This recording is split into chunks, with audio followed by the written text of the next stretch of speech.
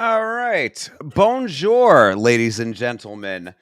Thinker St. James here with my good friend Chase Parton. We are here on this lovely Sunday evening. Happy Sunday to you all. Of course, we had a very entertaining event last night in Kansas City, but that is not what we are here to talk about today. Of course, we have our show on Monday, last week's fights. We're going to be going over all of those fights, but today we are here to talk about the Netflix series, The Cage. Chase and I have been watching this series. We did a review of episode 1. We are back to do our review of episode 2. Chase, how you feeling? I'm pumped for this. This is going to be another episode where I'm ready to talk about some good shit, because this show is not really necessarily great, but there's great things to talk about, I'll say. There are definitely entertaining aspects of it throughout. It's the same assessment that I had at the end of the first episode. It's like, it's not a bad show. Like, I've never felt like it was a pain to watch it. There's just a lot of kind of goofy elements of it that carry through, a lot of tropes, a lot of cliches and stuff like that. So we're going to get into all of that for episode 2 of the show today. I have a brief recap of episode 1 ready to go if you'd like me to get into that, Chase. Yes, do that real quick.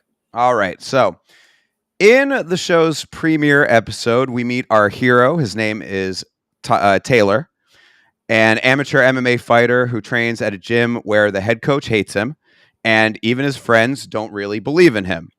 His mom is a cigarette-smoking, coke-drinking deadbeat, and everything sucks so much that he considers quitting the sport. But when the big bad villain Ibrahim rolls into the gym preparing for a fight he has in KSW, except he really aims to hurt his opponents badly and film it for Instagram, our hero rises to the challenge, gets his ass kicked, but somehow lands a power shot that drops the villain, and it still gets filmed for Instagram anyway. This knockout becomes the biggest thing to ever hit the internet, going mega viral and leading to our hero going on to Cyril Gahn's podcast, where he is mocked by a pair of moron co-hosts. And then he goes to UFC Paris, walks onto the UFC broadcast, and calls out the big bad villain for a legitimate fight. But he's not going into this real deal fight with his same shitty gym. No. He calls in the big guns, quite literally.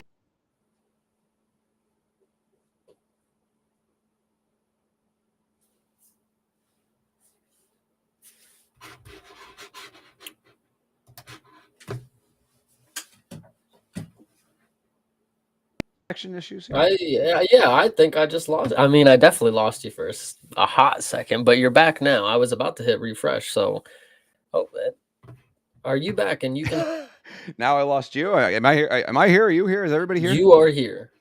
All right, hold on. There. Okay, you can hear me, and I can hear you. Yeah. Okay. Yes, and then he calls in the big guns, GSP. And that was the last okay. Sorry. Yes, I guess that's where I got cut off. Yeah, he's not going into his big deal fight alone. He calls in the big guns, quite literally picking up the phone and calling George St. Pierre to be his new coach and lead him to the promised land.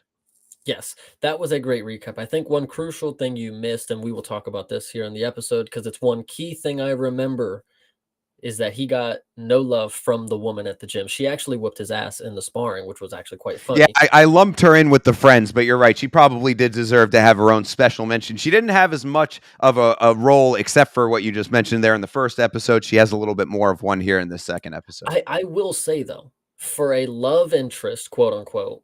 I mean, she's got some decent character. She ain't just a dumb bimbo. Like she's got some personality. Like she's a fighter. She can beat up dudes. She doesn't get the respect she deserves. It's a different type of thing. I'll give some respect here to whoever was writing her character. Yeah, see, I'll give you that for the character itself, but my thing is that she is one of two women on this show, one being his mother and then her. And of course, we'll get into why that why I feel like that's a little bit like unfortunate based Yeah. on the circumstances here. But yeah, let's get into episode 2 then, I guess, right? Yes, absolutely. All right, so episode 2 opens up, and our hero is magically in Montreal, standing face to face with the GSP Obama statue. Okay, so I can tell this is where the difference is going to be made. Okay, let me make a point. This episode just starts at the title card. There's no intro. It just just the cage, okay? Yeah. Then it opens with him standing in the middle of traffic. Oh, what? He do- Was he? he doesn't get out of any car. And then I said, that's just maybe Canada, right? And then They just walks walk in the up. street. Yeah, he just walks in the middle of the street, Then he walks up to the GSP statue. GSP statue is oh wait, no, sorry. I didn't have any more comments, but we'll get to this. But yes, that was the point that I wanted to make is that he was standing in the middle of the street when the shot opened, like they said, go. Like it was like action. And it was bad. But yeah, he's face to face with the iconic GSP Obama statue, which on the show looks as much like Obama as it does in the pictures that you've probably seen before, or if you've seen it in person, you will know that the resemblance is pretty uncanny. yeah. And yeah, he's there with the statue, and then of course we transition from the statue to the man himself, George St. Pierre. Our hero Tyler says, are we going to TriStar? Are we going to your gym, George St. Pierre? No, I've got something special for you, says George. We're going to listen to an ASAP Ferg song real quick, and then we're going to a cabin in the Canadian countryside, and it is the nicest cabin. This is the nicest setup of, like, you could tell that this is where all of GSP's money went to, is his little outdoor compound here and everything he's got going in the Canadian wilderness. Here is what I will say, and I said this first, and I think it stands true as you continue through this scene. GSP shows up, okay? I said, GSP's portraying Bruce Wayne. That was my immediate thought. And not Batman. No, he was just the rich billionaire, whatever you want to say. Hip hop music plays. The dub, and I said the dub in my notes, but obviously it's an English fucking rap song or whatever. They just kept the N-word in it. I just want to bring it up. I mean, hey, fuck it. It's Netflix. Whatever. Hell yeah. Then, to note, they pull up to Yuri's dojo. I mean, that's specifically what I wrote because it might as well be. It was obviously a little nicer because Yuri's got like a cabin for him to sit in for days and just some sticks to play with. And, Right.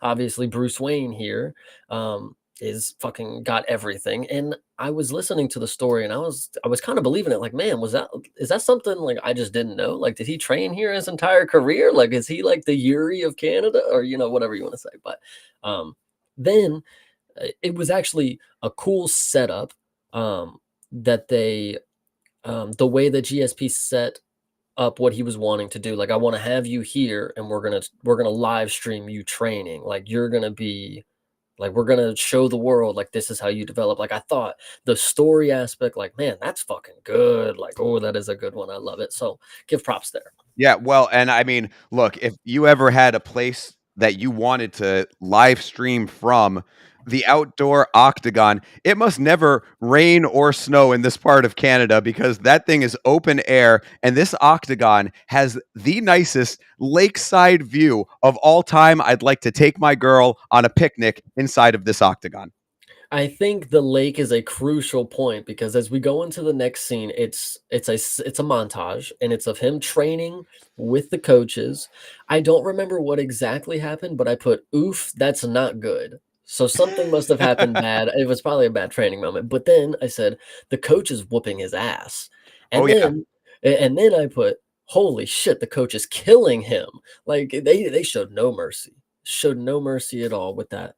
Well, And yeah, well, because the it's thing interesting. is that so it's his team is GSP as the head coach. He's got Faraz Zahabi as like the secondary coach. So I mean, right there, you've got like the greatest tag team as far as coaching goes, and then Abdel Mejadoub as like his actual like combat coach or like his partner for a lot of it.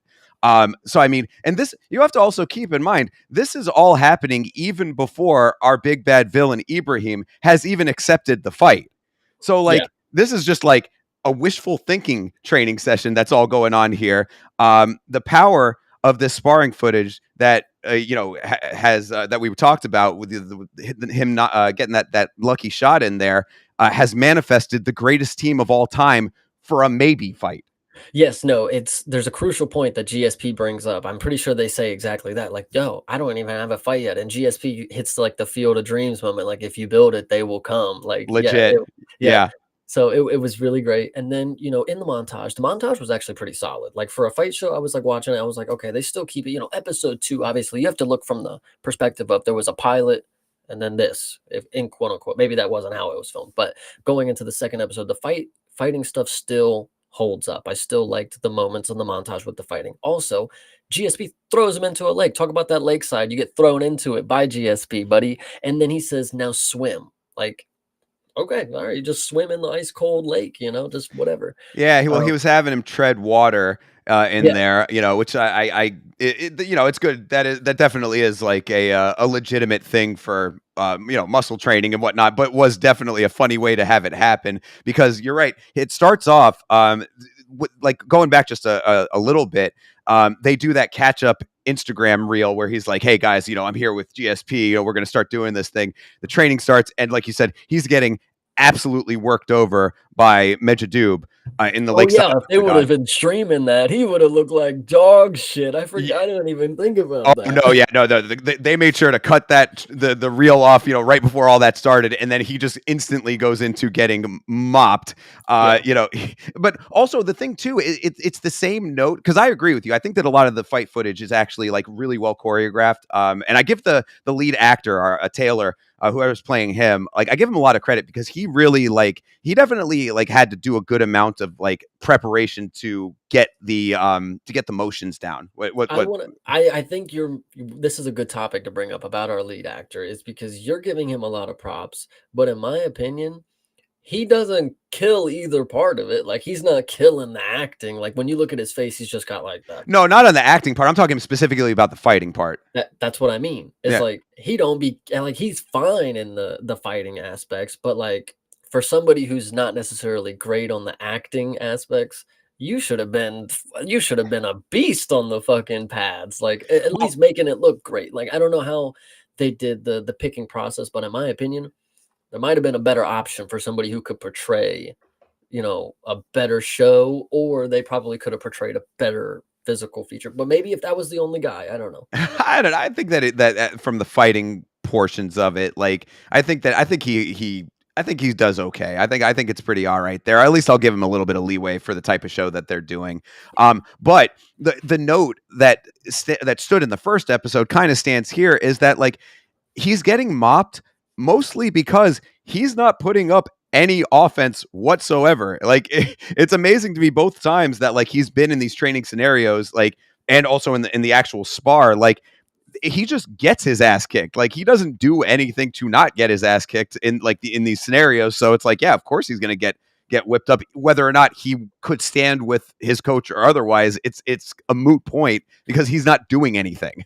Yes, yes, this is the Michael Chandler of France, basically. Like he just goes in there, gets beat up for however many times. Like he'll get staggered, stunned. They hit him with the Fight Night 3 slow motion. You got to get the doctor come in, and then he'll come back and somehow win with like a combination. Like it's kind of wonky. But moving forward in the story, because this is crucial, Hmm. GSP.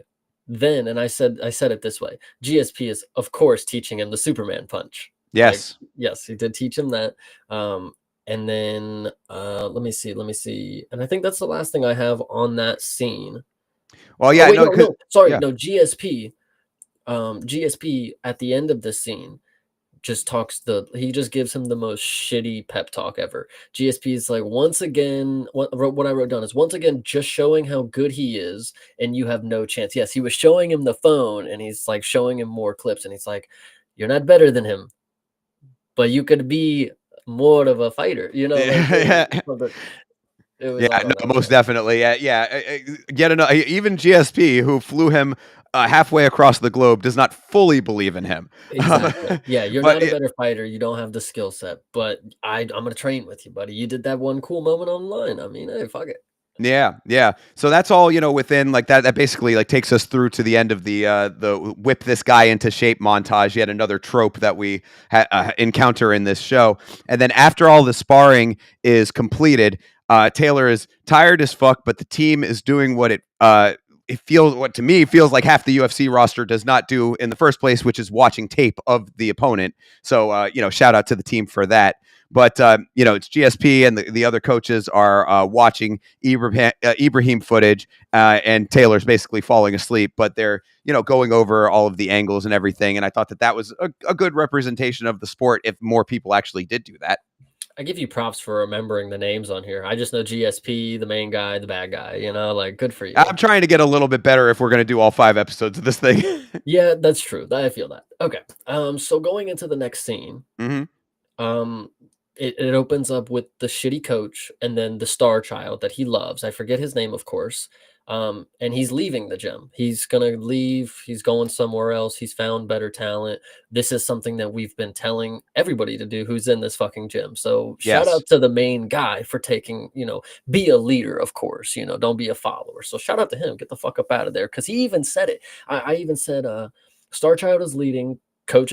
Star Child is leaving. Excuse me. Coach is an idiot. Now he's pissy. And then I said, wow, he's calling him out for his shit for real. Like, good on the fucking Star Child. Like, he was really giving it to the coach. Like, dude, you don't fucking train me. You don't come to the fights. You don't do this. They got nutritionists. They got weightlifting. He was basically laying it down for him. And he was 100% right. Didn't bring actual training over is a funny moment because, like, we're talking about in the first episode, it's like, yo, they brought boxers over and then you see him grappling. It's like, Right.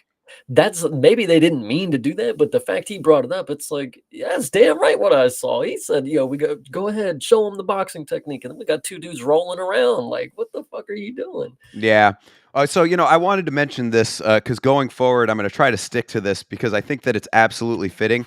What I've been calling the original gym is shitty kickboxing. Globo Joe? Oh, sorry. No, Average Joe's. My bad. I didn't mean to ruin your joke. Yeah. No, I mean that one that works too though. But no, fuck that because at least at Average Joe's they actually gave a fuck about the people there to an extent. True. Yeah. No, this is to me. This is just it's shitty kickboxing because it's just like it is just a shitty gym with a shitty head coach. It's like city kickboxing but awful. Yeah. But yeah, so you're absolutely right. Red One is the dude who is the name of the star child there. Yeah, and he's quitting this gym, and I thought it was actually a nice detail that they added. They said that he's going over to train with Fernand Lopez. That's Cyril Gane's coach. So I was like, okay, that is actually legit, and it also shows that within this world there is a better gym to go to. So I was like, okay, this is a somewhat realistic scenario. Now you have a shitty gym with a shitty coach, but there are other options. So this is all making perfect sense, like how you laid it out. This guy, Red One, who's a regional champion, wanting to get better, wanting to make it to the UFC. He's outgrown this gym, and shitty coach has no one to blame but himself for it. So I'm exactly in line with you. I was like, this is perfect, good deal, Red One. Get the fuck out of here. And now, dumbass coach has lost not only his rock star but our hero. Taylor, who is potentially going to be something going forward. Yeah, and he doesn't let the girl fight the men. So he's going to be shit out of luck when he doesn't have any. He's got the fat guy. He's got the fat, funny guy, though. You keep him around, you can get people coming to the gym. Anyway, so I think I was also point by Mr. Starchild here is he said his coach, he basically told him he was a has-been. Like, you don't have it anymore. Like, you're not at the top of your game. Like, you don't you ain't got the love for it. And then, told him he was a has-been, never has been, basically. Like, dude, Right. you ain't never fucking, like, I'm the best one and I'm leaving type deal. So it was kind of funny. That Mhm. was the last thing I have on that scene. If there's anything else you would like to add. No, actually, I think that pretty much rounds that out. We then return back to the nicest cabin on the planet, with Taylor recounting GSP's career highlights to him while Yes. looking over his memorabilia. I thought that was pretty hilarious. Like, this is when you did this. This is when you did this. It's like, yeah, dude, I did it all. I know. I Yeah. know why it's hanging on the wall. I think also this was the scene when I realized, wait a minute, there's a dub over GSP. But it's GSP doing his own dub. Is it? I Yeah. sat Oh, yeah. I sat there and I was like, doesn't he already speak English? Like, wouldn't he, like, doesn't he normally, like, maybe he would speak French to Taylor, but like, I don't know. I don't know. It didn't sound like him to me, and I was questioning, like, Really? why? I thought it was him. I thought it was him. It sounded like him to me. If okay, okay, okay, I'll give it to you. All right. Well, But no, I mean, this is a good question. I guess we're gonna have to find out the answer to that because no, I noticed it as well. That yeah, like he is speaking English in certain portions, and it's still dubbed. yes, And, that's and why I'm like, yeah, why is the dub that, like, just don't do a dub on that part? Like, if he's gonna do the right. dub anyways, just don't do it. Like, I don't I know. would suspect, and this is just speculation, but I think that this might be the way that they do it. Is that they do the entire dub like as an episode, and it's because like it would end up They read having the to like. script. Yeah, right, exactly. Like, yeah, and then like they go back, they try to match it up as much as possible, but like in like ADR, like looping and stuff. But like they do it as a block as opposed to having to like chop out certain sections because then it makes it more difficult for like lining it up on the technical side. I hear you. That makes sense. So maybe I was being harsh on it. But yes, that was one thing that I did notice about this. And then I thought to myself, this is one of the most unrealistic ways to get into any fight promotion, let alone, like, I know, like, everybody's got a story, but like this right here, this specific story, it's like, what is happening? Like, this is just crazy. Like, I don't know. Yeah, Um, and then yeah, that was the last thing I have on that one. Like you said, I actually didn't even know, like, him telling GSP about his moments was pretty funny. I guess I just didn't catch on to that. Like, I would be the one doing that. Like, man, I remember when you did that. I remember when you did that. yeah. Like, Well, no, I think that it serves a dual purpose. This is actually a note that I think going through the show, and we'll definitely touch on this a little bit later because there's a couple of instances where it comes back. But like, I give this show a little bit of credit for doing at least a passable, serviceable job of trying to fill the audience in if they're not a hardcore MMA fan. Because like oh, if you look at it from the perspective of someone who doesn't know the sport very well, then it's like, yeah, who even is George St. Pierre? I mean, like, yeah, you might know him maybe by name, but like don't know his highlights or whatever. mhm. And like, I think it's kind of rare that you're going to get a non MMA fan watching this show. But I do respect the fact that they're like, well, if there are any people who don't know the sport, we do need to kind of clue them in a little bit. So I give them some credit for that. I mean, what's the word? Exposition? At least it's Mhm. not them just detailing what they're doing in the scene kind of deal. At least it's decent filler. Like, I mean, they're having a conversation, and like, I don't have many notes about that scene because like it's a scene that just goes by. But like you said, it's filling, it's giving the mentor character his like credibility. Like, oh, he was like, this is the guy that should be training him kind of deal. Kind of deal. Yeah. No, definitely. And I think that because of how they set GSP up as the mentor, we're going to talk about it in a little bit here. But like when the rug gets pulled out from under us, I know. it Yeah. hurts even that much more. But anyway, so we'll come back to that. So yeah, this actually leads us into the second training and preparing montage. And all of our hero's friends are like, fuck yeah. And the internet is calling Ibrahim a chicken shit who is too scared to take the fight because he has too much to lose. I was like, that's an interesting framework of this whole thing. Chicken shit is whatever, but from an MMA perspective, it kind of goes back to what you just said, where it's like, yeah, this is a little bit strange of a setup in general. The whole dynamic of this thing is weird, because like it is kind of wild to think that a guy who is not a champion, but like he's on the rise in like, a secondary promotion and like a feeder organization, is going to just fight this amateur in his pro debut because he got caught in the gym one time. Yeah. Yeah, it's crazy to me. The thing that I was saying, dude, I, I just the story is just so weird, and for it to be like a road to the quote unquote road to the UFC kind of storyline, Yeah, it's like I mean I guess you got to have that miracle Cinderella story, but like the fact that he would just take it, like he's eventually, like obviously you got the dude pestering him, like, yo, you need to take this fight, like you need to take this fight, kind of deal. And he's like, yeah, dude, you're a fucking pussy if you don't take this fight. The one dude in the suit in his fucking in his yeah, room, like his whatever. manager or agent or whatever that Yeah. character is. And actually I think that's yeah, that's actually the next scene because yes, we get the training montage Mhm. before that. And we get the push him harder scene. This is where you didn't talk about this. I wanted to talk about this. Yeah. Um Dialogue is good, specifically. Physical acting, we talked about grappling is good. And then where did my notes are a little off here. There must have been something going on here, but there's a specific moment at the end of the montage. Oh, he's chopping wood. That's Yeah, that's oh, very yes, wood chopping was in this montage, that is correct. yes. And then at the end, stares off into distance. I said, probably gonna yell. And guess what he did? Not only did he yell, he did a double yell. He did one big hoorah, and then he did an "ah" after kinda deal. Yeah, so double yell was great, and there was also no sweat on him. I wanted to point that out. No sweat at all. Fair. Good point. I also wanted to mention too that in the midst of this training montage, they're going through a lot of the conversation online that's surrounding this brewing fight here. You know, they're talking a lot about Ibrahim and him whether he's going to take the fight or not, and this and that.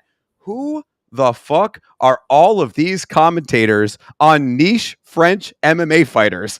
Yeah. There is like 4 or 5 like internet personalities, people that they're like putting into like Instagram backdrops and stuff like that to show that they're like commentators, online in like the commentary sphere. And I'm like, there must be a whole vibrant underground like element of French MMA that is just, a whole different world to us, because like there are a lot of people paying very, very close attention to this maybe fight. Yes, and so I'm glad you brought it up because that's where my notes got a little choppy. Is because this montage had a couple different things in it. It wasn't just him training, but it also had, like you said, like the internet people talking about the fucking underground training session that happened. Mm. And there is a moment where the coach is watching, and you see the dollar signs hit in his eyes. He's like, "Oh my god!" Like, oh, I didn't. How could I not know that the dude who just went on UFC's fucking roundtable to talk before their France card, how could I not know? How could I not know it was the dude in my gym? Like, I don't know. I would say a word, but he's pretty dumb. That's all I would say. Yeah, yeah. And then on the other side of the equation with that, the manager character that you were talking about, we'll get to him in just a second because he's coming up. But it's funny that he changed his tune real quick because that was the same guy that said he was going to have the footage scrubbed from the internet. Yes, exactly. Yeah, he's got to figure out a different fucking way to make his money. He's like, oh well, shit. Now I got to get him to fucking fight him for real. Like, so we get into that next scene where you have the dude in the suit. Specifically, what I wrote is pressuring the bully into making a response video. Like, man, he was not was he wanting him to take the fight. Like, dude, you need to take this fight. This is an easy fight. Like, you need to take it, build your reputation back. No, you need to troll him online. You need to just go make a video of you snapping somebody else's arm and tag him in it. Like it was pretty funny that was his. And I want to say it's like a social media PR kind of person. That's what because the scrub the internet thing, and then now he wants him to make a rival social, media video about it. Yeah, well, I think he's just managing like his whole public image, Okay, kind of, okay, true, yeah. true, fair. But yeah, no, you're right though. I mean, that's exactly what he's like. You got to go make a statement now because everyone on the planet is watching this training footage. This Yes. training footage is more ubiquitous than Charlie bit my finger back in the day. You know what I mean? This is like, imagine the most viral clip that you have ever seen in your life. This is it. This is what that is. Yeah, exactly. You would have thought the Wapnan Gangnam Style shit was on right now. Like, holy Exactly. god! But Yeah. no. So yes.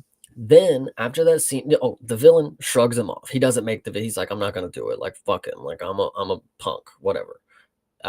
Then next scene, we get an Ariel Hawani clip. We get a whole cameo from him. More than a cameo. I thought that was pretty impressive. The way that they set that all up, because I liked that actually. I thought it was a really, again, these are the elements of the show that I think are good realistic portrayals of the MMA culture, like, not just MMA as far as the fighting goes, but the world that we all inhabit, as far as fans and commentary and all this kind of stuff. I thought that was good. Yeah. It was just funny the way that it was set up, because like you said, our villain is like, no, there's not going to be a fight, screw this. And, Taylor, our hero, thinks that that's just where, oh man, well, he's not going to take the fight. I guess it's all over. But no, GSP has a secret weapon, and that is an appearance on the MMA Hour with Ariel Helwani for the world's shortest interview.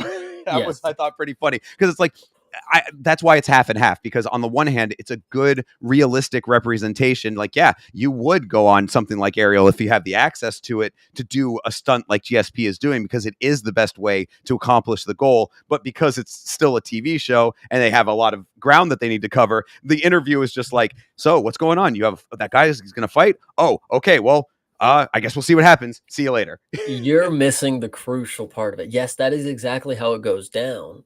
But what happens in the interview is quite literally the funniest thing ever.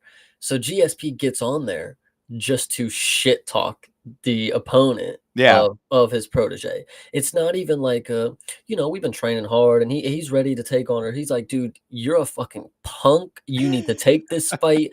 I am GSP and this is my student. We're gonna whoop you. And I don't even care if he's not even in the vicinity. He's off doing his own thing. But I get on this show and I will tell you to fight him. You're gonna fight you will fight him.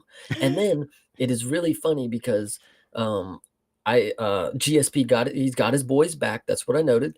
Ariel is agreeing with him. He's like, man, yeah, I mean, yeah, he's definitely doing that. He's definitely not wanting to fight him at all. Like, it's pretty funny. And then he says the villain, he's turning down all the fights. And then he ends it off by saying, remember, guys, I think this is how it went. I just wrote down the line, but I didn't quote. Maybe it happens in the next scene at the beginning, but I'm pretty sure GSP ends the live stream by saying, remember, guys, there's not just idiots out there. There's MMA fans too. And no, that's afterwards. That's no, because let me tell you how the interview ends, though, because I have this in the notes, which I thought was really funny. Ariel Helwani, after GSP does all of what you just said, where it's like, yeah, this guy needs to do this fight, or you are basically exactly like you said it. You are going to fight this guy whether you like it or not.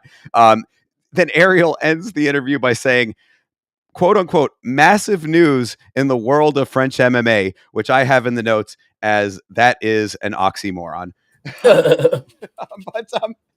So to go into what you were leading with, though, is so Ibrahim, our villain, and his manager, and also his coach as well. It's the three of them, and they're all talking about who Ibrahim should actually fight, because if you recall as well, this is all a fill-in for a short notice dropout that Ibrahim already had a fight booked for in KSW. So Ibrahim is still deciding who he's going to fight, regardless of the Taylor situation. He's trying to figure it out. And the coach is like, you think, the coach saying to the manager, because the manager's like, Taylor is the best fight. You need to fight the viral knockout kid. And the manager's like, you think we trained 10 years to fight some punk for online clout? And the manager's like, no, it's not just idiots talking online. There are MMA fans too. And I'm like, bro, those are the same people, my guy. Yeah, my bad. I messed it up. Yes, the villain was sitting there and they were showing him a list of like the fights that he could potentially take. And he's just like, nah, I'm not taking that one either. And it's like funny as hell. And then, yes, that line is iconic. Not just idiots out there. There's MMA fans too. And wow. Yeah, I was thinking the same thing. Like, whatever.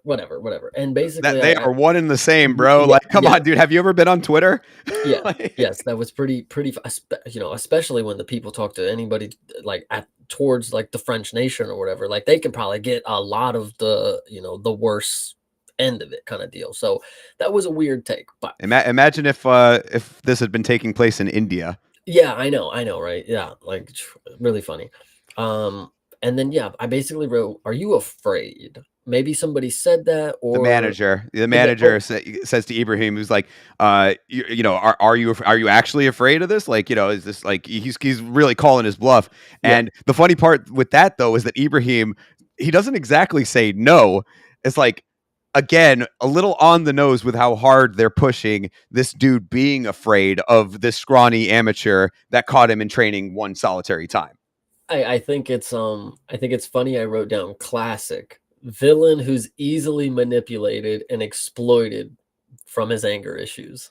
Absolutely. This guy reminds me, Ibrahim, our villain, reminds me a little bit of like Bebop and Rocksteady from the Ninja Turtles. You know what I mean? He's kind of just like a big hulking dude that's a little, not necessarily the brightest, but he's a ball of energy and Yeah. anger.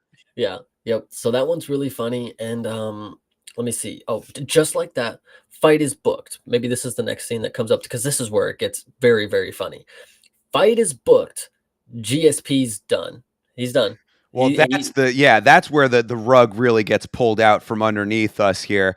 I thought that it was funny too before that though, when Ibrahim does finally call the manager's bluff, essentially, what you're saying, the fight is just instantly on now. But then our hero, he sends his homeboy back in France the world's shittiest fight poster to announce this thing that has been made legit. The Taylor versus Ibrahim poster is fucking awful. It is really a bad, like, it looks like a 1999 graphics job where it's just Yeah. the two of them standing face to face. I think it's really funny to note that this did not come up in the notes. Yeah, I agree with you. It was a shitty ass poster. It was so bad. But the fact it didn't end up in the notes is because I am used to seeing so many bad posters for fight nights and shit now. It's True. like there's no reason for me to have like pointed that out. Like, man, that's abnormal. Because like they put out shitty posters all the time. So that looked perfect. Like if they would have came up with a movie poster for it, I would have been like, that's doing a little too much. But just photoshopping the dudes on a fucking colored background, get it out of there. Just send it off. Like, no, you're absolutely right. Again, realism. Like it's not even that it's not realistic. It's just that it's in real life it's shitty, and in the show it's shitty too. So yes. Good job there. But yeah, no, this is like the note that I have about the GSP and the rug pull, as I've been calling it, is I say in the notes. So I guess the training was like a weekend getaway kind of thing. GSP and Faraz Zahabi aren't cornering him. Why is he leaving their training? Like what happened? Yes, GSP is leaving. His pep talk once again sucks. I said though, he pulls it together at the end. I'll give him that. Okay. But as I remember, and this is clearly not what happened, but if you want any other movie to reference where you have a guy on a phone and he's standing by a helicopter and he hangs up and he gets on the helicopter and flies away. Like that's basically what this was. He's like, all right, Yep. you got the fight, buddy. I gave you all the tools. I'll catch you on the flip side. Like, and he just hangs up and he just flies away in his magic car or whatever GSP does at the end of this part. I kind of forget, but it's something like that. It's really crazy and really funny. Like, I don't know, man. Yeah. Oh, actually, sorry. The next scene is where I have the fat funny character surprises him with the fight promo video. Did I lose you again? I'm talking to myself a little bit. Hold on. Oh, yeah. Sorry. okay. Yeah. Connection issues tonight. Sorry, guys. I thought I lost you for a second. So yes, GSP and so actually where I wanted to get to next is so I do have the poster thing. Mm-hmm. So this was the next scene after, I think. That funny character surprises him with fight promo photo. Oh no, that's the other thing. That's the signed GSP poster that he got for the fat funny guy. Jesus. Yeah, and the funny thing with that was that the friend is surprised that it was personalized. Oh, nice. As if he was not just there training with GSP. Why would it not be personalized? You know what I mean? True. Yeah. But no, my thing too is like even before that is why is he back at shitty kickboxing? His dumb friend literally says, "Don't worry, coach. I'll do the training." Like what are you? His like or the coaching is his friend is going to do the cornering like his one like main friend guy, and it's like. Why are you even back here in the first place? This is so crazy that he went back to the gym that does not care about him. Yes. So he goes back to the gym and he's looking at the poster at a point. And then I'm pretty sure the girl walks up to him. Yes. And they're talking for a second. And I said, funny how she does this right after the poster's up. She wants to walk all up and be all happy and joyful. I'm just telling you ladies out there, you got to do it before the poster goes up. If you want to steal some hearts out there, you don't come when the poster's up. You come before the poster goes up. That's the point that I want to make. And then the coach is acting like he gives a fuck now. Like he's on the fucking horse. I tell you Oh that. yeah, no, well, yeah. So okay, we'll get into that Oh, right here I'm in a sorry. second. Go ahead. No, but just to with the female. Speaking to that, the note that I had here, and this is we touched on it a little earlier in the stream. I said in the notes, I'll give this show credit if they're not setting up the literal only female aside from his mother in this, and the only female in this gym to not be his love interest. Guess how that turns out. We'll Yeah. talk about that. But I mean, so I was like, yeah, I would have given them a lot of credit if she was not a love interest. Spoiler alert, it's going to go that way. Yes. So then we get back. So we see the scene. We see the coach actually coaching. Like he's actually trying at the moment. And then she goes in there and she starts schooling some guys again. That's a quick moment that we see. And then the coach still is on the fence about our hero. He's still not on board after the scene of him saying, "Holy shit, this is a global superstar. I know what I need to do now." He comes back to the gym, still does not give a fuck about the main guy. Crazy stuff. Shit coach still not training him still is the note that I had for sure. Yeah, it is ridiculous. Like, I mean, this is, I think, also going back to I would say like the oversaturation of certain cliches, because it's like show creators, we get it. We get that the coach is on the has apprehensions. We have already established that in the first episode. You're really, really laying it on at this point. And then they go and address it a little bit later as well in a conversation. And like our hero, like kind of point blank calls him out for it. And it sort of gets glossed over when, if you are going to set it up this strongly, it shouldn't be something that's glossed over as easily as it is. Yes. Yes. So, and then is there anything else you want to add to that scene? Not to that, but then we're coming into the contract scene, and Oh, this did have something for. I don't know. Yeah, I did not have anything on this one. I didn't okay, have so yeah, well, this is something I wanted to point this out because I think that this is not only a realistic portrayal of how a lot of fighters get themselves into fucked up contracts, but a lot of people in general, just human beings, because they have the scene where it's our hero and his two friends, and they're reading over the KSW contract. And they say pretty well, flat out, like Taylor does, our hero says, there's a whole lot of legal stuff in here that I just don't understand. And his boy says, well, are you taking the fight or not? Either you're going to sign the contract and take the fight, or you're not going to do it.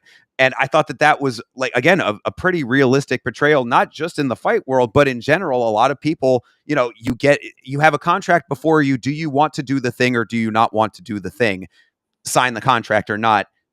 Rip results. You know what I mean? It's whatever's going to happen is going to happen. So I did appreciate them putting that in, because how many times in this sport have we heard about people getting locked into contracts that are predatory? And how many people in your own life, think about any time that you've rented an apartment. You know what I mean? Now you're stuck in some situation. Well, it's in your contract. Is it in your contract? Like, so I thought that was pretty good.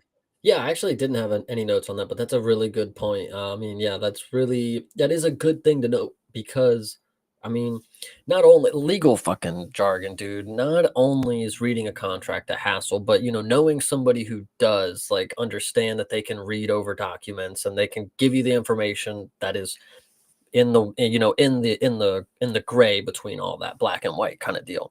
Yeah, I think that is absolutely. important. Yeah, not many people do know that, especially when it comes to people that get careers or they get into professions where it kind of just like falls in your lap kind of deal. Like, not like the contract can show up or it couldn't. You can get a call on days' notice. I mean, and you got to sign the fight or you don't. I agree. That was a good point. Yeah.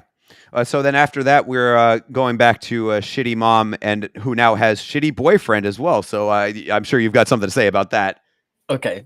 Back to shitty mom is the direct quote that I have on the paper. So back to shitty mom. So I'm glad you're on the same page. I said, "Oh, she smiles?" Question mark? Question mark? That was a moment. She did have a smile, and you can see why, because the moments before our boy Taylor walked in, they were clearly having some good money talks because stepdad, who's the same age, if not younger than our main guy, walks in. And then he starts telling him to throw the fight. And then he says, "Babe, we've been talking about it. You were agreeing. You thought it's a great idea." And then the mom, because she hates him, is what I wrote. She's like, "It is not a bad idea. I mean, you've lost, like, whatever." Yeah, no, I mean it's so whether stepdad or boyfriend or whoever this guy is, it's definitely the dude who's throwing stick around with Ma. Yeah. But so yeah, he wants him to throw the fight because the two of them are the shittiest parents, or at least the shittiest mom and whoever this guy is, the shittiest parental figures on the planet. And what my note with that was good lord, did we really need to invent new characters to be shitty to this kid? Yeah, Like, she was already enough. for sure, yeah. So, but you're exactly on point with it. Yeah, the mom is like, yeah, you kind of suck, right? Stepdad thinks that you kind of suck, so we're on the same page. You just kind of suck, dude. So you want to take a dive, and then bro agrees to take the dive. I said, they basically said, just go ahead and die, son. I mean, no point. Like, just go out there and get finished. You've done it before. And then I said, he regretfully says, okay. You got to Right. know that he did not want to, clearly. I mean, it wasn't like he was like, ooh, money, dollar signs, round two. Okay, I take a dive. Like, he was like, do I want to pay rent for my family? And this is, in the modern sports world, and maybe not even just modern sports world, because sports gambling goes back ways. So this is a thing that is often propositioned by a lot of people, I'm sure. When you're somebody, especially at the pinnacle of the sport, where a lot of money is thrown around willy-nilly on just random fighters kind of deal, I'm sure there are people who get plenty of DMs that are like, I will give you such and such amount. Here's whatever you need to know to make sure it's real. You throw this fight, you go out here, do this, blah, blah, blah, blah. So it it was a good real moment, I thought. But Yeah, well, definitely, and even more so for the level that he's at here, because like when you get up into the higher levels, I mean, if you're an established fighter, like you're basically gambling your entire career, and I mean, jail time. I mean, that's a criminal offense at that mhm, point.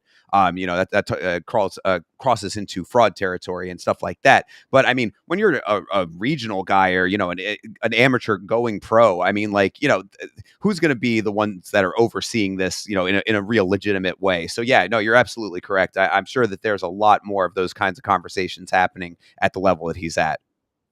yep. Definitely sucks when it's coming from your own fucking family, but Yeah, that was the craziest part. Like, maybe if it was the Friends character, I mean, obviously those wouldn't be the Friends kind of deal that you would say per se, but like, I don't know. This one is crazy. The GSP. I thought GSP was gonna like adopt him in a sense. Like, hey, you're coming with me. Like, we're gonna be a team now. right. That's what that was what I thought the implication was going out of the first episode into this one. It seems as if GSP did nothing more than, like you said, a weekend getaway type of deal, because he goes back and it's not like Taylor can say, dude, I have all this money. Like, we don't need to throw a fight. Like, I paid rent for 2 months. GSP hooked me up, kind of deal. GSP clearly didn't even hook bro up with a new outfit. Like, we've seen movies where, like, the rich guy will and he'll get him all fitted and, whatever you want to say. But like, GSP didn't even do any of that. He's still using the same gear that he had in the first episode. Like, I don't know. Yeah. It's crazy. Well, yeah, and so I mean, then that leads us into now shitty coach coming crawling back, asking to coach him, and this is what I had referenced earlier, where our hero calls it entirely correctly, saying that, "Oh, you're just doing this because your star pupil has left you now. You've never believed in me." He's saying all of this out, and it's like, yes, yes, yes, exactly, you are correct, and the coach is like, "You have every right to feel that way about this," and it's like, but I've been wrong about you before. It's like, is that really enough? That's like, that's enough to sway you. Does the coach actually believe in him? No. My note with that was, why didn't Taylor go to Fernand Lopez? No, this scene is crucially funny because it starts off with Taylor getting a late night training session. Nothing more, maybe schedules are different for people. Maybe he's just a night owl, but he's out there getting the work in, whether it's another session or whether it's the first of the day. Who cares? Coach walks in. Are you gonna keep pushing yourself? Is what I wrote down as the quote. And I'm like, why would he not? Like, he's in the gym. He's trying. He got a fight coming up. What are you talking about? Like, Right. he's supposed to be on the gun. And then coach is now talking like he knows something, like crazy. And then what's funny, the coach is still questioning the fight at this point. Like, I don't know if this is like a good move. And my the next note I wrote is bro involved zero. Like if he's the coach and the fight is signed, how do you not know anything that's going on here? That he's out here training late, that he's out here, with the skill set that he has. How are you still questioning things at this point? Like you got to be confident that like, okay, we got a fight going, it's signed, like this is the matchup. That shit was ridiculous. And then oh, go Well, ahead. yeah, no, I was gonna just to piggyback off of that. Yeah, he doesn't know anything about what training this kid has already gotten from GSP. Basically, I mean, like maybe he has a basic idea of what happened in his own gym, but like you're coming into this process, this already very abridged process because this is all on short notice. So like everything's happening, bang, bang, bang, bang, bang. Like you don't know anything about what has happened already in this quote unquote camp. You don't know anything about the fight itself. You know basic information about our villain that he's going to be fighting.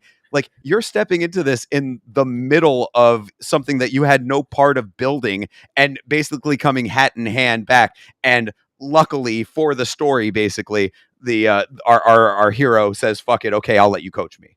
Yes, exactly. So Taylor, what I said is he starts calling coach out on his bullshit. Rightfully so.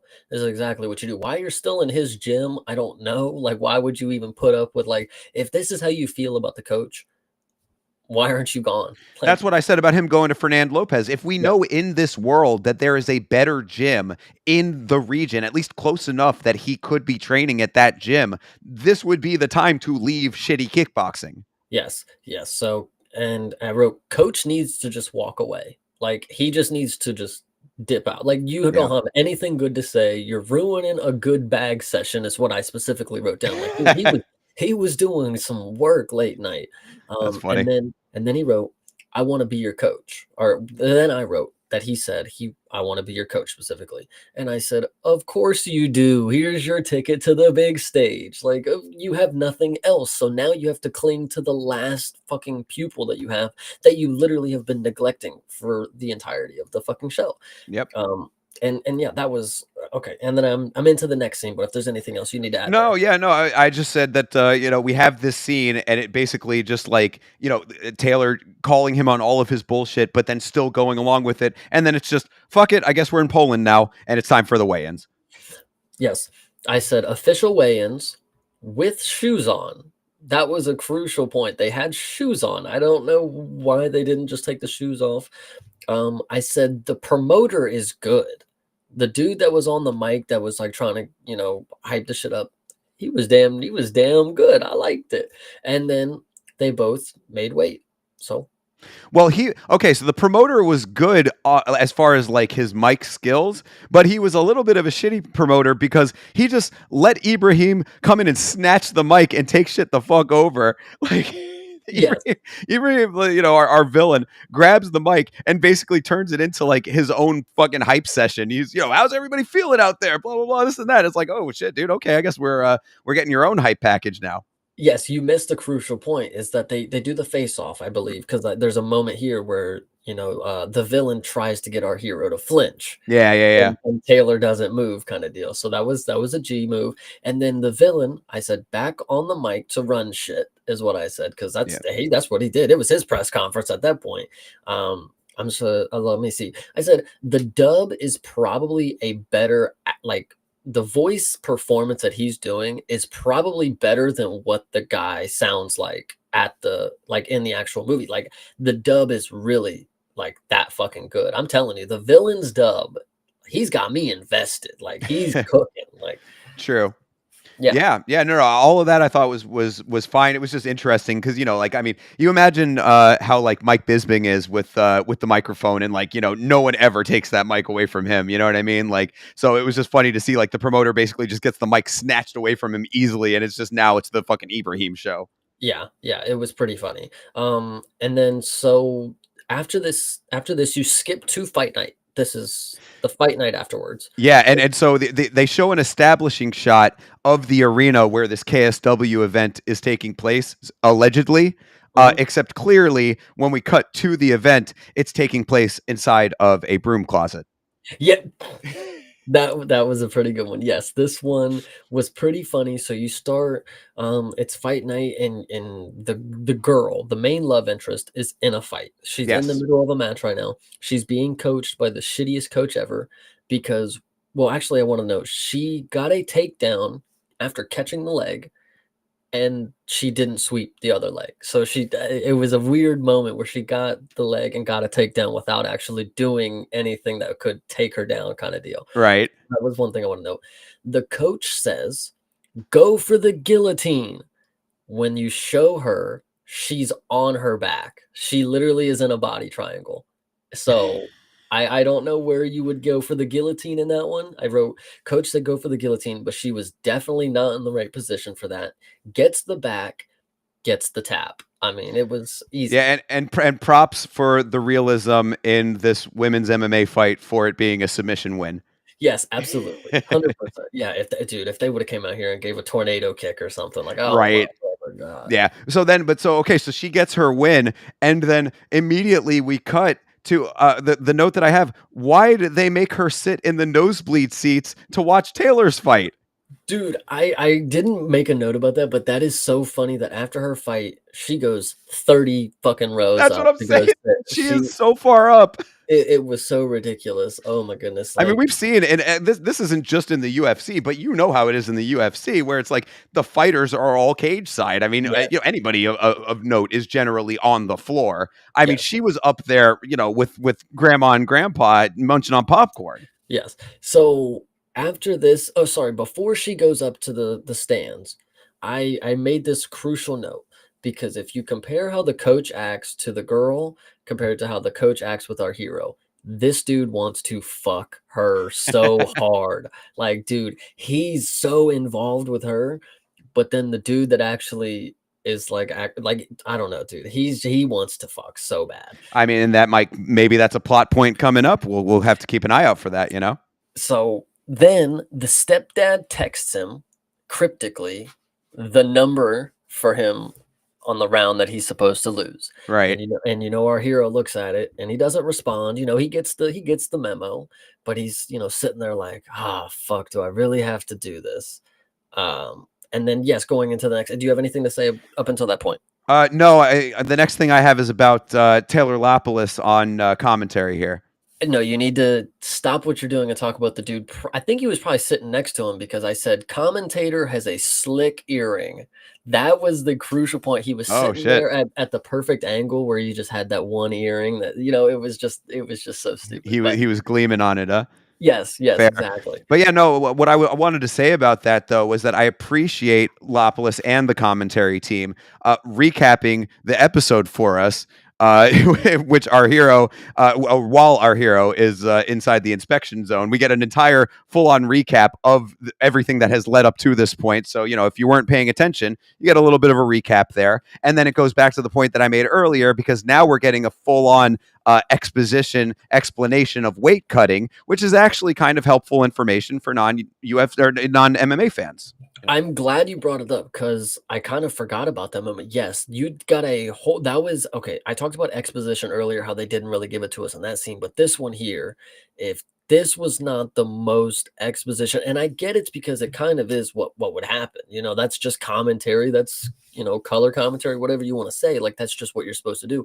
But they go down a whole scientific breakdown on weight cutting. And at the end of it, I was like, they are waffling a pretty big amount here. They are just talking to talk, talk, talk. It's not anything to do with the like actual scene or anything, but they're Well, just no, no, talking. no. I take issue with that because what they were trying to do was justify how much bigger our villain is than our hero. Because they were saying, oh, you cut weight and then you rehydrate and then you get, you fill back out and stuff. And that was kind of what they were saying to like make it so that, because our hero is so much Yes. smaller. He is so tiny in comparison to our villain. So it's like, they were like, oh, well, he cuts all this weight, but then he rehydrates and gets bulked back up, and so it's like it serves two purposes there. Yes, I agree. And I also would like to note that after I continue watching it, it's basically a welterweight versus a bantamweight. And they're trying to make it seem like, well, he just cuts down to bantam. Right. Yeah, like, exactly. yeah. So Dude's that is pulling a fucking Rumble Johnson over here, Yeah, so that is pretty key to know. GSP is watching from his home. That was also something I put in the notes is like, why didn't he go to the event? He couldn't even go watch live, like, like Bro was not cornering him. He was not going to be at the building. He was sitting in his log cabin, hanging out at home. yeah, so that was pretty crazy to see. I said normal walkout vibes. Villains walkout also casual, nothing too crazy. I mean, it was super. Commentators yapping for so long. Wow, I said. And then I said did a nice spiel about weightlifting or not weightlifting, weight cutting. Um, and then I'm ready to go into the fight. I actually think the whole walkout ceremony they were doing the whole cut man and doing that whole thing that was basically what you see every fucking Saturday. So I Yeah, like that. yeah. I thought that was fine. The one thing that I had for that during our villains walkout was that he did a backflip before the fight started, uh, and I was like, Chris Barnett didn't just lose a fight because he jumped too high before it started, Yeah. right? Like, I mean, you might want to, and we saw that even just this past weekend, a fighter who jumped up and slammed his feet down in the main event. Actually, I was a little concerned about Mr. Protest coming into that one.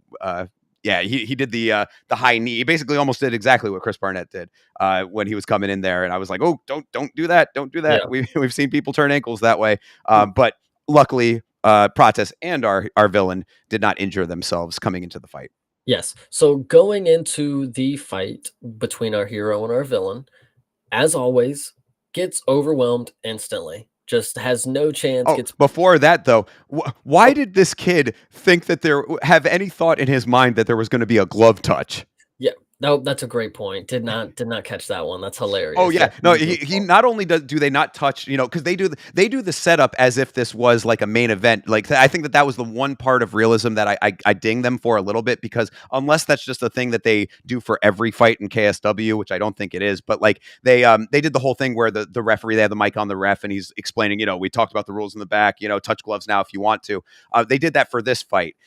Which obviously for most fights they do not do if it's not a main event or a title fight. But they did it for this one. No glove touch then, but then our hero still does the hand raised out as if there's going to be a glove touch, thinking that like oh we're going to come to the center and touch gloves. Like bro, he's not going to touch.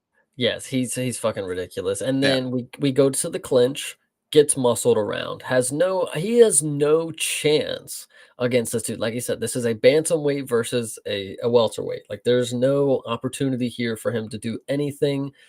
He's reacting to every hit. He gets punched, and it's so dramatic. Like it is so dramatic. Like he's never ate a punch in his life without flying 10 feet. He's on the back foot. He's getting ate up by knees and then the villain stops. Is this all you have? Is it this here? This is what you have for me. Yeah. And then, yes, go ahead. Oh, well, I was just going to say that this is now like the third or fourth time in 2 episodes of this show that we have now seen our villain get pummeled within an inch of his life. He Yep. survives round one without throwing a single punch. Yeah. Yep. And then I put get staggered after a mean counter. I want to say it was the villain who got the hero because I don't remember the hero doing anything the first round. No, I swear he did not, like, literally did not throw a punch in that first round. Yes, and that was what I would say is I take away from this aspect of the portrayal is they're making it look too casual for a person to not throw any strikes. Like this dude just doesn't offer anything. He just walks in there and gets beat up, put on the back foot, kneed, elbowed, clinched, thrown around. It's like he has nothing that he's offering. This is not a good portrayal of like an up and coming prospect. Like there's got to be some light at the end of the tunnel. No, I agree. I mean, this is like a general note about the whole fight itself because we'll explain like where this ends up going to. But like they're trying to get this fight to have a very specific outcome, and it's a little bit too on the we say on the nose about a lot on this show, but this one kind of does affect things a little bit because like whether even as a non-fight fan, I would think that it's like you had to really have a very specific set of circumstances to lead up to where this is going, and they're very on the nose about how they get there. Mhm. Yeah, this show it has its moments where the realism is really on the nose per se, and that's not a bad thing. It is very accurate to an extent, but then there's also times where it's like they could have just not tried to do movie schlock kind of deal. Right, So right. yeah. Okay, gets staggered after a mean counter, and then the round ends. We're going into round two. Coach is acting like he knows something again. Definitely doesn't. I can tell you for a fact I've seen him for 2 episodes now, but he wants to act like it, so I give him some points on the confidence. Then our hero is acting pissy. Of course, I mean, he just got a brutal beatdown after round 1, but he's sitting there pouting like, "All right, coach, like, shut up. Like, I know what I'm doing. I know what I'm doing." And it's like, you took him as the coach. You didn't have to do this. You were literally just this episode. You came around to the idea and you got tired of listening to him ask, and you said, "Fine, you can be my coach." That is your fault. So don't act like a fucking little pouty bitch now. Get back into round 2. Do you have anything to say about the moment in the break? No. Well, I mean, I just that he, it gets to the point where I think this is what you're leading into is when like he finally like he has that like moment of clarity, right? Is Mhm. that's where we're at it basically? No, Um, no, no, no, no, that's oh, not yet. that's not yet. Okay, then no, then I'm good up until Okay, that point. okay, so we get into round 2. There is an immediate front kick to his face. I don't know if you caught that. He Oh kicks him yeah, right in the face, front kick. And he's getting 8 up on the feet. I said, first round was probably a 10-8. I mean, didn't throw a single punch, got beat down, got dropped or whatever. I said, dropped already in round 2, and he didn't stay down for his payday. I don't know if you want to make a big note about that, but he did not stay well, down to get the money. that I think is the moment of clarity part basically. So yeah, he's going through at this point because this is the like he takes a little bit of damage going into the second round, and this would be the moment now where it's like, okay, this is your time to actually take the dive if you're going to do it. He's having all of these memories flood back into him, whether he's going to do it, he's not going to do it, and then it leads into one of the funniest parts of this episode to me. Okay, so yes, dropped in round 2, didn't stay down for his payday. Moment where time stops. We talked about Yeah, the tropes, right? right. This is one of those tropes that happens in every movie where you're a hero, probably dating back to fucking Peter Pan or something. I don't know. But moment where time stops and you get a cut to the villain and he's just flipping him off. That was great. Oh my god. Forgot about that. That was really funny. That wasn't the funniest thing you Oh, were talking no, about? no, Oh no, my the god. funniest thing is when he finally comes back from the moment of realization and does the it was the most obvious CGI Superman punch of all time. And I mean, look, I understand this is not the highest budget of all time for a show like this. I give these guys a lot of credit for working with what, within their means, with what they could do. But when he goes for that Superman punch, bro, it looked like After Effects for like a school project.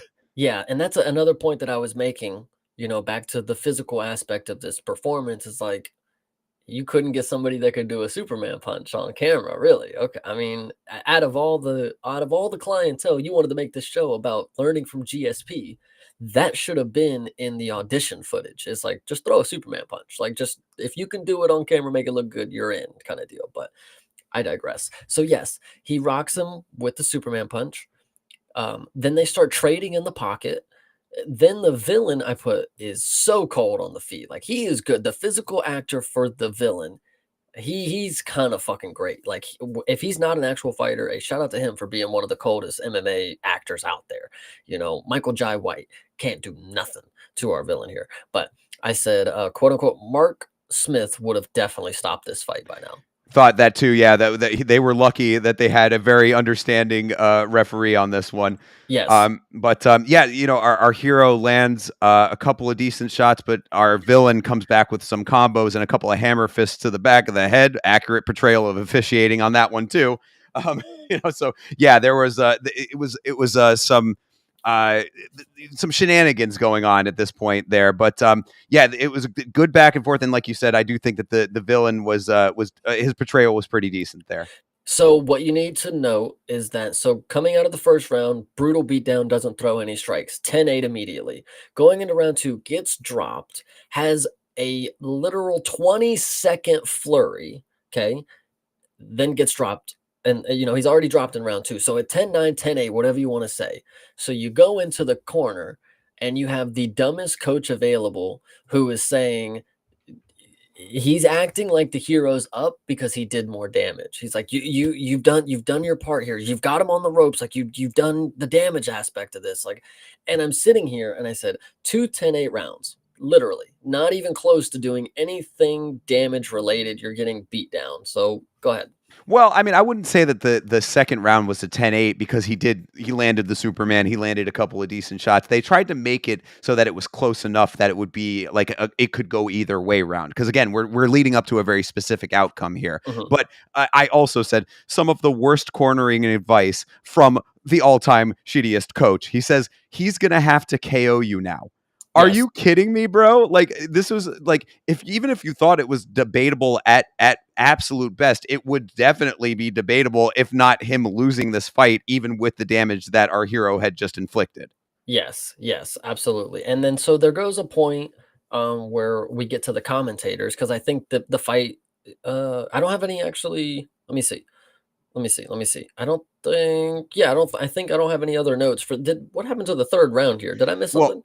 yeah, oh, well, because yeah, well, what we're leading into here now is when our villain, I had just said, like, I mentioned that he had landed a couple of shots to the back of Yes. the head and that those went completely unnoticed in the second round. But in the third round, oh, now our referee cares about illegal shots because he ends up landing like an elbow to like a 12-6 elbow to the back of the head. And what they had said on commentary was that the 12-6 was that I guess they hadn't adopted the unified rules or the updated unified rules yet at this time, or maybe in France they still haven't. I don't know why they were saying, because they were saying that not only was the shot to the back of the head illegal, but also the 12-6 was illegal. So it was like a Mhm. double illegal move that he did, and obviously they were going to catch that. But it was just funny to me that the referee all of a sudden cares about illegal shots when our villain had clearly landed a couple of illegal shots earlier in round two.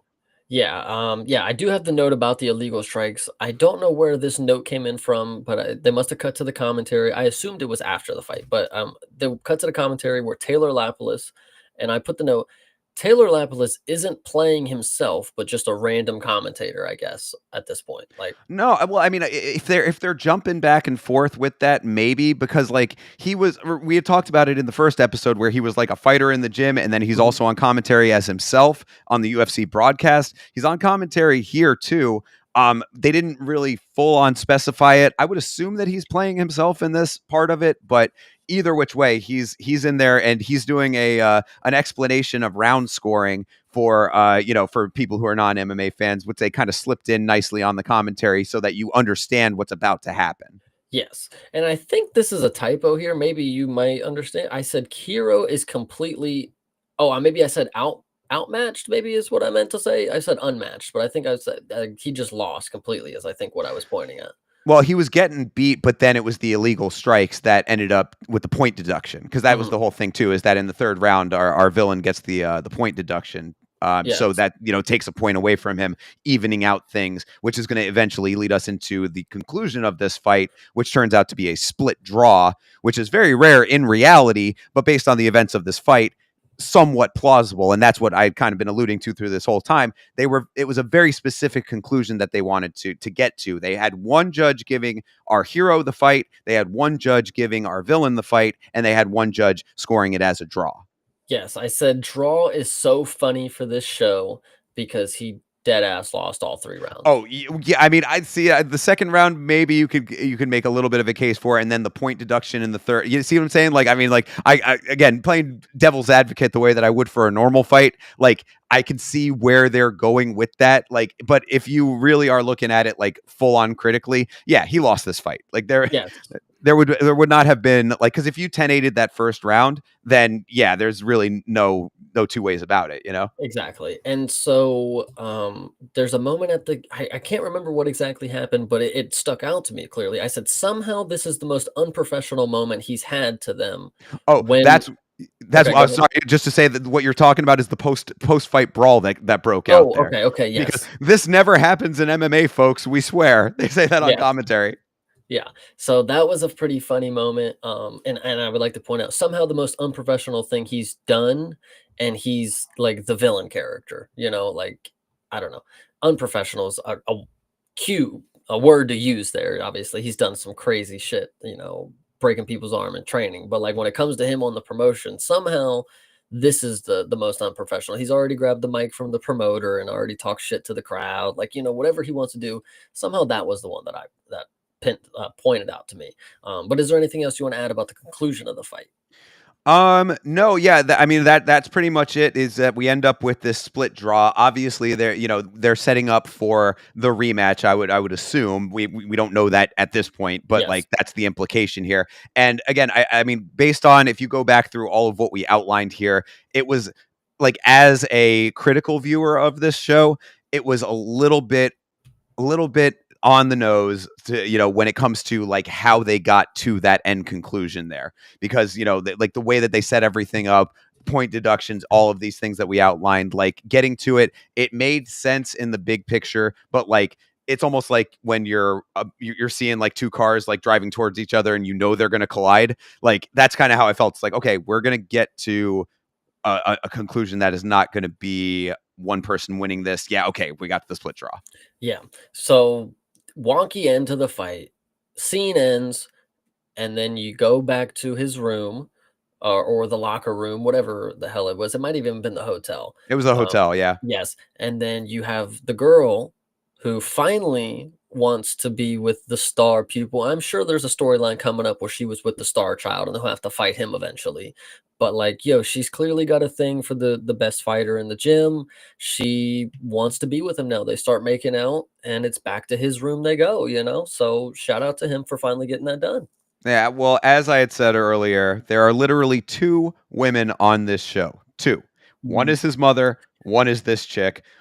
I thought that it was again kind of cliche and a little bit lazy for this girl to end up being the love interest. So hopefully they're going to throw some curveballs in there to make it a little bit more interesting than he just gets the girl now because he's the dude that did okay in this fight. But I was just like, dumb. Yes. And so speaking of the only other woman in the show, we get a missed call, I believe. He doesn't pick up the phone to his mom. She's trying to call or something. And then you get a scene where you see her sitting. She might be in a closet or something, hiding or something of that sort, maybe whatever. But she does have the gruesome black eye that the stepdad had left her because her son did not get knocked out in the fight. Indeed. Yes, Yep. yep, that is exactly correct. Now we end the show on a downer note as shitty mom took a beating from shitty dude for Taylor not taking the dive. Domestic abuse puts a definite damper on all of the fun. But yeah, no, what happened there was that our hero called her to say, "Hey, look, mom, I know that I didn't take the dive, but there's going to be more money because now that I got this split draw, I'm going to get more fights." And I was like, I mean, are you sure about that? Like, Right. but that was what he, at least in his mind, he did well enough to get more fights, he thought. But again, all of our fun is spoiled by his mother having a black eye at the hands of this shitty dude that she's with. And if Taylor was real, he'd pick up the phone right now and say, "GSP, dude, I need your fucking help. Dude, we got to get my mom out of here. Like, please help me somehow. You're fucking loaded, dude. You're my best friend now. Like, whatever you want to say. Bruce Wayne, like, help me." Yeah, for real. I saw that cabin that you have, bro. I know you got some cash that you can help Right. with.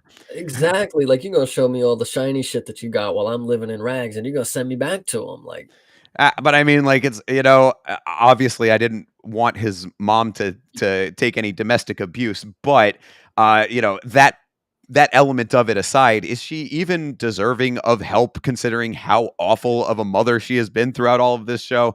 I don't know. I guess that's up to you to decide. It's yeah. like does family ties trump that? I guess that's for your own personal barometer to determine. But yeah, that ends up how we leave off on the end of episode 2. Yeah, I think that is the absolute end of the episode. So overall impressions of this episode, Chase. I'm telling you. So I was watching this, taking notes while I was, putting a desk together. And this one was hard for me. One, I did have to pause it a lot because I was like, wow, I gotta take these fucking notes. I can't let this go by. Can't let Yeah, it slide. But then also I'm sitting here thinking like, wow, pausing it just makes it so much longer because golly, this show is hard, man. This show is hard to be like, it's it's not terrible when it comes to the aspects and the elements that they have, but when it comes to putting together an engaging story, I just don't think they hit the nail on it. Like I can see why not many people watched this. Like it's not a binge worthy show. It's something that you gotta watch if you're trying to review it, and you gotta get shit done. So Yeah, yeah. I mean, it goes back to the same point that I've made. It's like it's not the worst show that I have ever seen. It's just very paint by numbers. It's a lot of cliches. I think I made the point in the first episode review that it was like, if somebody who was a fight fan went to film school and then just said, okay, now I'm going to write a script and it's going to be all about MMA. This is the script that would be, when maybe you needed a little bit more of the film school side of things as opposed to just having the fight fan side of things lead the way. Yeah, I hear that. This show's not listen, I know I joke. It's not terrible. Like there's been a lot of worse things that, put on performances that you just obviously can't sit through. The fighting and the main aspect, like this is an MMA, a mixed martial arts show. Like the fighting aspect about it, if you love that stuff about it, you can still get something out of this. There's quality in the show. The performances that are being put on, the cameos from people that you'll be like, oh, that's that guy. They're all there for you. So that in that aspect, like the show does very well. So that's a Yeah, yeah, and we're only 2 episodes in. There are 5 episodes in this first season. We don't know if they've been renewed for a second one. I don't think that information has come out yet. might just Um, be a one-off thing. it could end up being just a single self-contained thing for sure. So we're gonna go through all 5 of them. We got 3 more to go, and yeah, I guess that'll wrap up this Nope, first no, it or the doesn't. second. No, Oh, sorry. nope. Oh, so no, it's gonna wrap up Late the breaking. episode. No, it's gonna wrap up the episode, yes. But since we are talking about the show and there is a promotion in the show called KSW, they Yes. did have a card over the weekend, and I feel Ah, like it is crucial that we talk about the most anticipated amateur debut for Mr. Eddie Hall. was it an Now, amateur fight? oh, I don't know if it was amateur, sorry, but either way, you know what I mean. I previously Eddie Hall was in a mixed martial arts bouts against 2 flyweight men or something like that, and he did win against them, and that was a goofy little roundabout promotion type of deal. But Well, this one was actually against one man his size in mixed martial arts. So that network, so to set yeah. this up and everything. Well, and I mean, tune in for episode 3 of the Cage review. We'll come Oh back to yeah, all of sorry, that. sorry. But so when it comes to Eddie Hall, yeah. So Eddie Hall is known as like a strong man outside of the combat world, but he's been involved in a lot of these like freak fights. Basically, like if you ever saw the viral clip that was going around of the huge dude who was picking up like 2 people, he was like you said, he was fighting 2 people at once, and he's picking them up and tossing them with one arm, and just like like manhandling these guys, ragdolling these smaller guys. That's Eddie Hall, and now he has finally had a fight against someone his own size, except it was a complete can of a human being at his own size.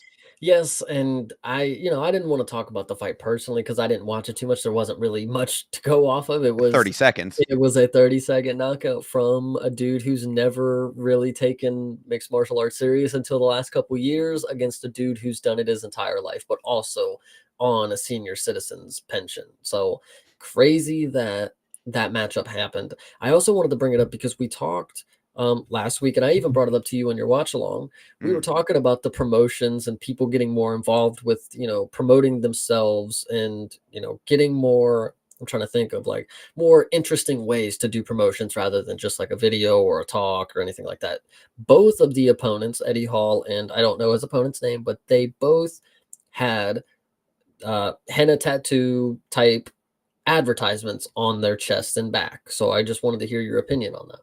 Yeah, no, it's the we talked a little bit about that. I think even previous to that, where I was I referenced the Golden Palace promotion back Mhm. in the day.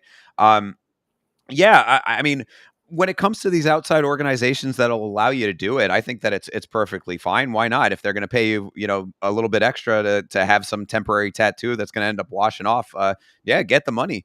It's just that it's not going to fly in something like the UFC, but for something like KSW, in addition to the fact that you're 400 pounds, and what is the trajectory of your MMA career going to be after this, like, then yeah, get as much money as you can in the time that you can do it.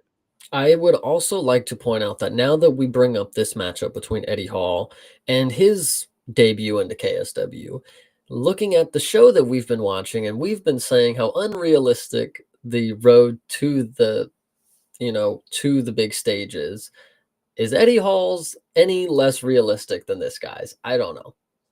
Yeah, I mean, so yeah, it's like it's just a weird thing. Like combat sports in general have gotten into a very weird place with all of this stuff, where you've got like the celebrity boxing stuff, you've got like these influencers who are crossing over, you've got this freak show stuff where they're trying all kinds of different things. I've seen all the clips go around, and it's just like it's something funny to look at in the moment, but if you really start like turning the gears in your mind about what you're actually looking at, it's like it is crazy that this stuff is even happening in the first place. Like there was the one where it's like the actual fighting in a phone booth. I don't know if you ever seen that, like clips of that. Like that's apparently Car some Jutsu, yeah, the car fighting, exactly. I mean, the there's a medieval fightings. We can go for days, you know. that's what I mean. So it's like, yeah, so when it comes to something like the Eddie Hall stuff, yeah, I mean, they're doing all this freak show stuff.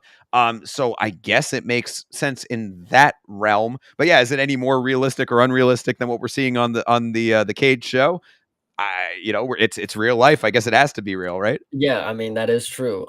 I would also like this is the perfect because you brought up celebrity, the era that we're in with celebrity combat sports. Yeah. I think this is the perfect time that I bring out my idea because I got to speak it into existence. And I don't know Uh-oh. if you even saw the original. You seem like the type of person that would have at least known what it is. This would be the perfect time to go ahead and bring back the Celebrity Deathmatch TV show Oh, and video fuck game. yeah, dude. Like, Hell yeah. I don't get how nobody's capitalized on it. Like, if Fortnite has Nicki Minaj and Peter Griffin and all these other shits in it, we need Celebrity Deathmatch back on air, and we need the video game tie-in, and we need monthly releases on the DLC. Like, I need to be able to use anybody that you've ever heard of. Like, Jesus Lord. And it needs to be the same claymation shit. So that's my point here. Well, you hit a very specific chord with Thinker St. James here, because not only as the age that I'm at, but also as a huge, huge animation fan, and just a lover of that show in general and combat sports. It really is like, the middle of that, of all of that Venn diagram, all those circles cross over to Celebrity Deathmatch right in the middle. I could not agree more, Chase. Celebrity Deathmatch was the shit back in the day. It could still be the shit now, and It would yeah, be that was better the now. perfect time. Yeah, It would yeah. be better, so much better. One, with so many people on social media, getting the influence of it. And honestly, you could even have a real world tie-in. If you don't even want to do the TV show, Jake Paul's already got us started with some celebrity style fucking boxing type of thing. All you have to do is get him in the realm of MMA, and then you market it as Celebrity Deathmatch. I don't care how you do it. But yeah, the show was absolutely phenomenal, and this would be the perfect era to do it because you have such vocal people on social media. Add every influencer you've ever thought. Every month you add 10 more that have popped off. If Speed ain't in it, Andrew Tate ain't in it, fucking Katy Perry ain't in it, if Oprah ain't in it, you need to. There's so many people that you can think of. If licensing and rights are an issue, first off, go talk to the people at Fortnite, figure out how the fuck they keep doing it, and then you go do it your damn self. You can't tell me that there's not people that we know that you can't pay to be in your video game where you beat the living hell out of each other. Like, you can't tell me that it's not like Jelly Roll will be in the game. We will talk about him tomorrow, but Oh, yes, we he will. could be in the fucking game. Like, that's all I'm saying. Oh yeah, no, absolutely. And I mean, it makes perfect sense as well because of where we've gotten to, like, socially. There are we have gotten to a point as a society where, like, capitalizing on outrage and anger is like its own social currency. So it's like you give people an outlet to channel that all into. I hate Jake Paul. You hate Andrew Tate. You hate fucking blah blah blah. Such and such Donald person. Trump, like Joe Exactly. Yeah. Biden, like, dude, Right, presidential DLC. Like, you guys don't understand how much money is to be made here. exactly. Anybody that has any standing of any type in the media has a strong opinion attached to them. You put them in the game. Now you get to, saw them in half and do all this, Diddy, fucking Epstein, oh, Michael Jackson. It doesn't even matter. Like, anybody that you can get the original fucking characters. I don't care how you do it. I'm telling you, whoever's listening, if you have any fucking pull anywhere, Celebrity Deathmatch is all I'm asking for Christmas. I love it. I think it's a fantastic idea. I mean, I don't know if all of the voice cast would be able to come back, but if you can get the dudes, was it Gomez and what, Nick Diamond? I think Nick Diamond and Johnny Gomez, I think, were the commentators' names. Wow. That I know. This is what I'm talking about, dude. You hit a very specific note with your boy here. I might be wrong on the on which one was which with that, but yeah, I think it's Diamond and Gomez, I believe. And then of course Judge Mills Lane is has passed away, so you'd have to get a new referee. But either way, the new and improved version I think makes perfect sense.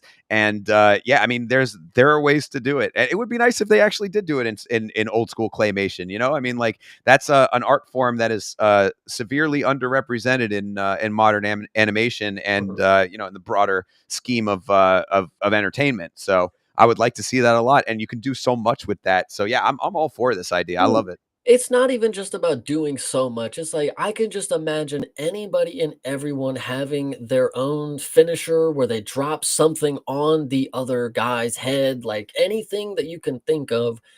It would be so fucking fun, man. Like I just can't imagine anything else that would make me happy. And I'm glad I got to speak about this because I've been thinking about it for a while. Like I'm telling, there's so many fucking people. I can't say it another time. There's endless amounts of people that would just make perfect for the video game. You don't even have to be the main people. Obviously, you may not get Kanye West, to be in it or whatever, but like anybody short of that, as long as I get the game, man, I'll be happy. Like, damn. Yeah, well, I mean, back in the day, the way that they got all of those people in it in the first place was that it was all parody law. So, I mean, like, if they did it the same way with this new version, they could still theoretically get all anybody that they wanted into it. But then after with like a video game, yeah, there would be licensing stuff thereafter. But Mhm. either way, I think I'm all with this idea. I think that now is a perfect time to bring that back.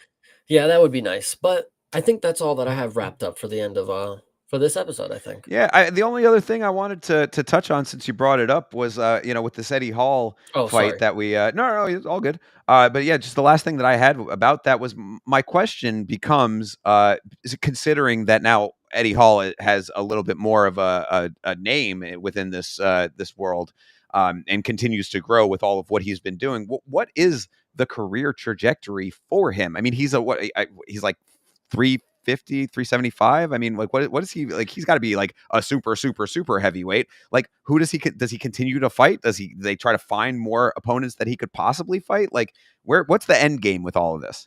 I don't know the direct calculations, but on the tail of the tape, it was 23 stone versus 18 stone.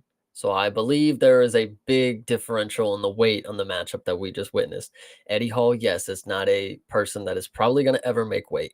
There is a super heavyweight category over at Karate Combat. I don't know if you guys have heard. They didn't get rid of it, I don't think. Aha. So that may be a potential. Obviously, he's not no fucking karate jujitsu guy, but I definitely just saw a fucking a tech developer who scammed people on a fucking festival. I done saw this dude fight in the organization.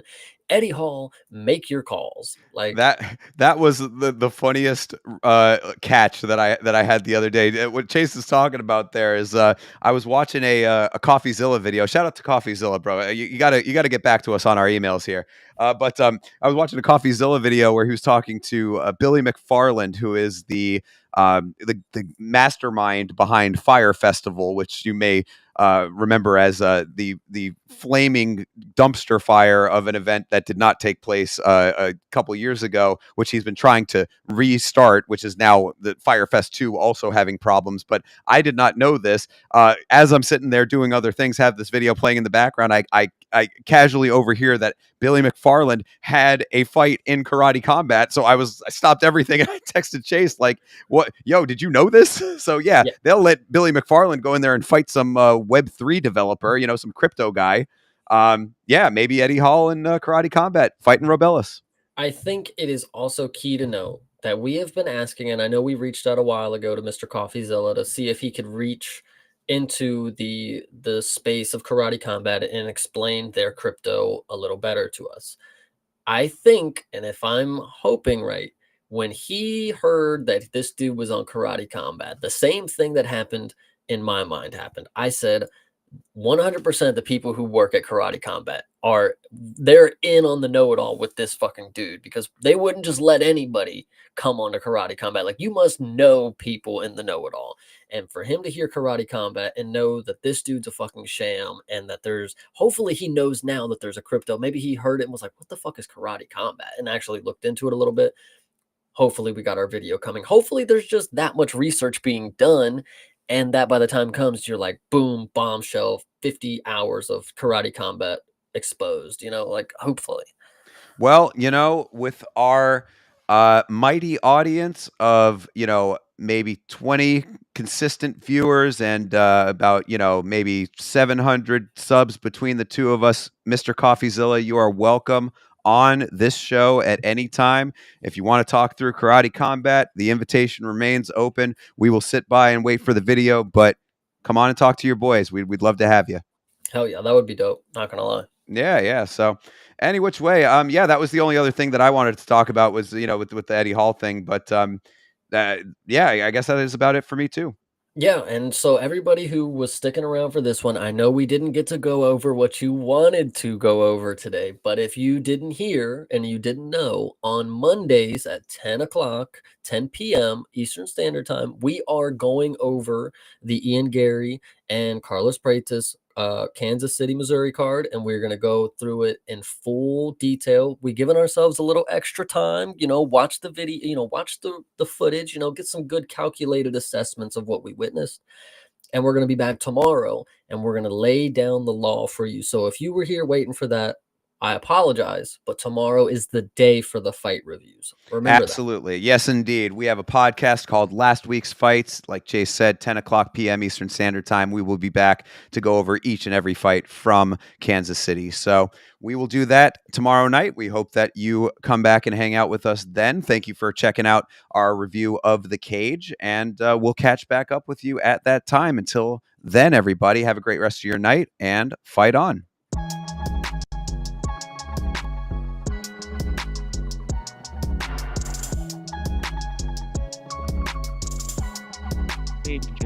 Game.